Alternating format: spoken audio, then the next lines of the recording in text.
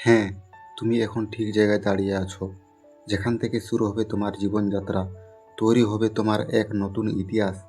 যে সময় সবাই হাল ছেড়ে দেয়, সেখানেই শুরু হবে তোমার জয়যাত্রা। তোমার হয়তো আজকে হাত খালি, কিন্তু তোমার ভেতরে আছে সাফল্য পাওয়ার জেদ। এই জেদ সব বাধাকে গলিয়ে ফেলতে পারে। তুমি যদি জীবনে সাকসেস হতে চাও, তাহলে এই 6টি নিয়ম তোমাকে মেনে চলতে হবে। তো চলো তোমাদেরকে একটি একটি করে 6টি নিয়ম বোঝাই। 1 নম্বর, লক্ষ্য নির্ধারণ।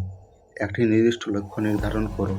তুমি যখন ঘুম থেকে ওঠো, তখন তুমি ভাবো, প্রতিদিন আমি কি করব, আমাকে কি করতে হবে, সেটা ঠিক রাখার জন্য লিখে রাখো এবং সেটাকে দেওয়ালের মধ্যে লাগিয়ে দাও, যাতে তোমার লক্ষ্যটা ঘুম থেকে উঠলেই চোখে পড়ে। 2 নম্বর, সময়ের ব্যবহার। সময় কোনো সোনা নয়, সময় মানে জীবন। প্রতিটি মিনিট যেমন প্রস্তুতির ইট তৈরি হয়, তাই সময়কে সঠিকভাবে কাজে লাগাও। ডিস্ট্রাকশন থেকে দূরে থাকো। 3 নম্বর, আত্মনিয়ন্ত্রণ। যখন সবাই হাল ছেড়ে দেয়, তখন তোমাকে ধৈর্য ধরে থাকতে হবে। জীবনের সব থেকে বড় যুদ্ধ নিজের সঙ্গেই হয়।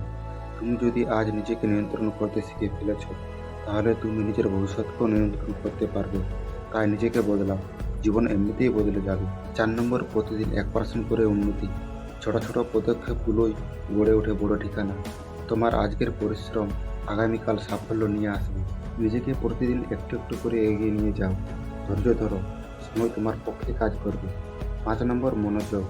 মনোযোগ মানে শক্তি, যা তোমার লক্ষ্যকে বাস্তবে রূপান্তরিত করো। যেখানে মনোযোগ, সেখানে সাকসেস। কাজ ছোট হোক বা বড়, পুরো মন দিয়ে কাজ করো। তুমি একদিনে সেরা হবে না, তাই বাইরের শব্দকে ভুলে যাও, নিজের ভেতরের ডাক শোনো। নম্বর 6, ব্যর্থতাকে সিঁড়ি বানাও, দেওয়াল নয়।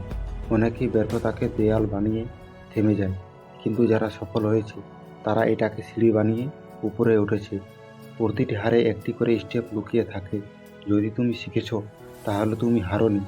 ব্যর্থতা মানে হেরে যাওয়া নয়, নিজেকে গড়ার নতুন সুযোগ। তাই ব্যর্থতাকে ভয় না করে তাকে ব্যবহার করতে শেখো সফলতার পথে। নিজেকে সেই সকল মানুষের সঙ্গে রাখো, যারা তোমাকে সামনে উঠতে সাহায্য করবে, নিচে নামার জন্য নয়। ভালো বই পড়ো, মোটিভেশন ভিডিও দেখো, জ্ঞানী মানুষের সঙ্গে মেশো, জ্ঞানী মানুষের গল্প শোনো,